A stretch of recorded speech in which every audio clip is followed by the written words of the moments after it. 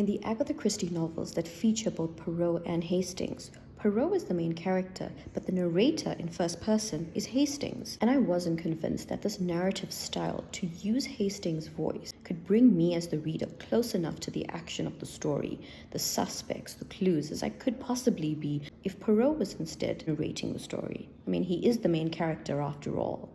But once I gave it a go, I was immersed. And why Hastings narrating and Poirot investigating work so well is precisely because of how different the two characters are.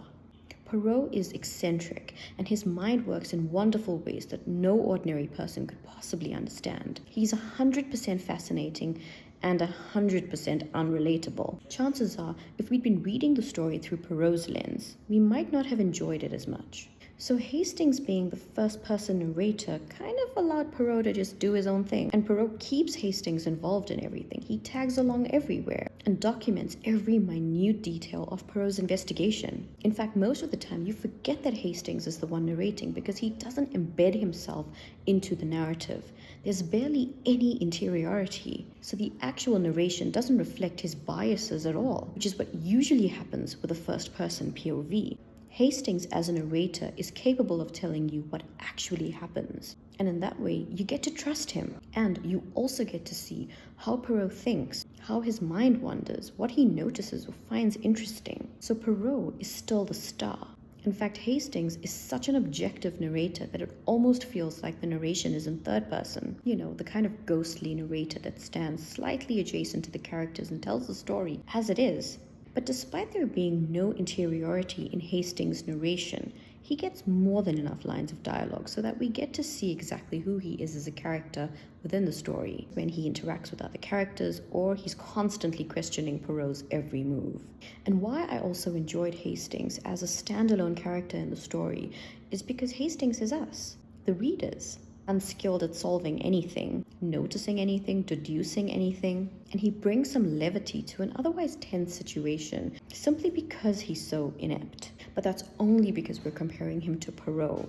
Otherwise, he's just an ordinary guy. And the types of questions he asks Poirot about the investigation are the same questions that we, the readers, have on our minds. So Hastings asking these questions on our behalf makes him a bit of a darling, because we need the direction, the recaps, and the reminders. And if Hastings didn't act as the buffer between us and Poirot, the story would feel slightly out of touch. And in a murder mystery, if the reader doesn't feel like they have any skin in the game, or a chance at figuring out the mystery themselves, we're gonna lose interest.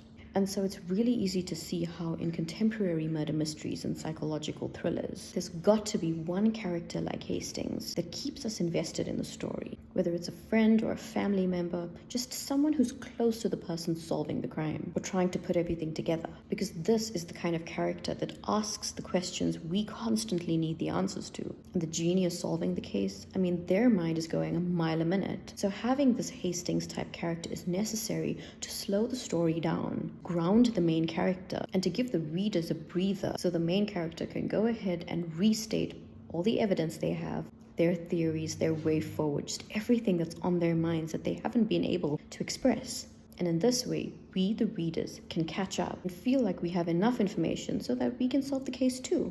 That's what Hastings does. That's what a best friend to the detective does. Or a newbie police officer who's really smart but just needs a mentor. And this is why characters like Hastings are so important. In fact, they're so important that almost every murder mystery has one if you look hard enough. And it doesn't necessarily need to be a character who's supportive. Just someone who can sober up the detective and force them to lay their cards on the table. But as a modern or contemporary narrative choice, this isn't one that I would choose. I wouldn't choose someone who's not my main character to narrate the story in first person.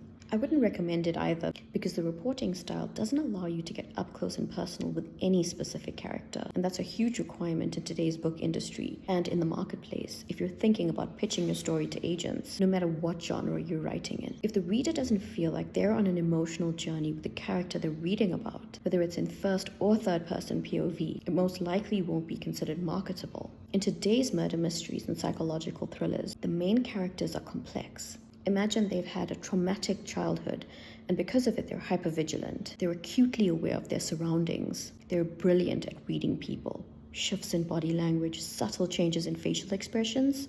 It's what's kept them alive. this kind of spatial awareness. And it's something a writer needs to keep at the back of their mind to inform the character's backstory when they're writing something dark. So maybe they've got 100 serial killers, but there's just something about this case that forces them to confront something within themselves that they've been repressing. And this is just the tip of what writers are expected to know about their characters these days. It adds body and dimension, but importantly, it allows readers to connect with the characters. These are the types of characters that hook readers, and readers want to see this character have their victory. But unless the character confronts their own demons, they won't stand a chance at figuring out who did it, how they did it, and why they did it.